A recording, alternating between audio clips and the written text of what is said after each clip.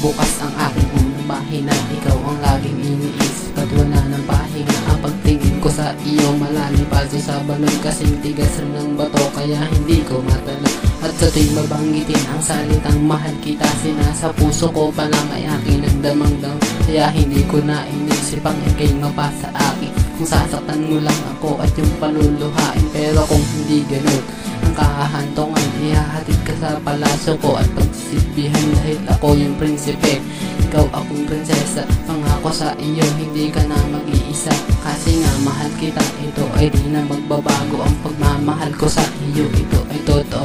Kahit na maging hangal aking pagmamahal, nais ko lang malaman mo ikaw ay aking minahal.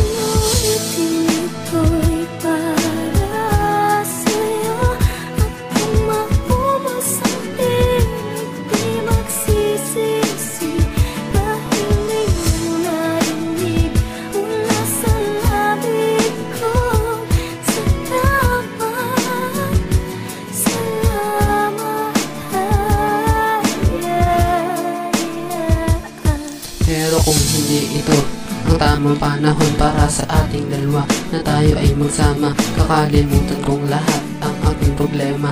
Dahil mahal kita at ikaw lang talaga. Ang pagsulat ko ng kanta, ito ay hindi basta biro. Ito ay parang bola namin sa nilalaro. Ang mga salitang ito ay may kabuluhan para sa ating dalawa, may kahahantungan. Ang pagtingin ko sa iyo ay parang pinagkaitan. Ang tadhana nating dalawa ay pinaglaruan. Kaya naman ang aking puso ngayon ay sugatan mula nung yung sinaktan.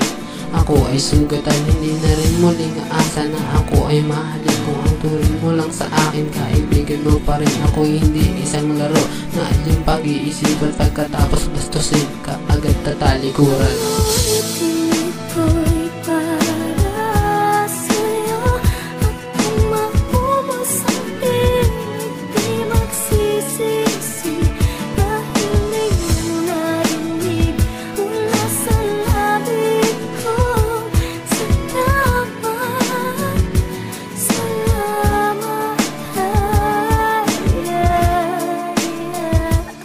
Bakit ngayon iniwan mo at sumama sa iba?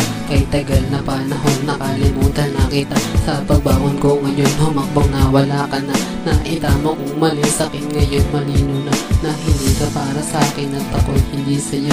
Tama na ang pagturusang nakamit mula sa'yo. Salamat sa pagmamahal na minsan din na naging tayo. Ikaw pinagsisihan lahat din ang nagawa ko. Nagmahal ako ng sobra dahil ayoko na magkulang. Pinaumbaya sa iba kung di na masaktan. At sa tuwing makikita na may kasama kang iba, na para bang ang puso ko'y nagdurugo at nagdurusa. Naaalala ko pa tamis ng ating pagmamahalan, lalo na yung sinabi na wala nang iwanan. Pero ngayon ay nasaan?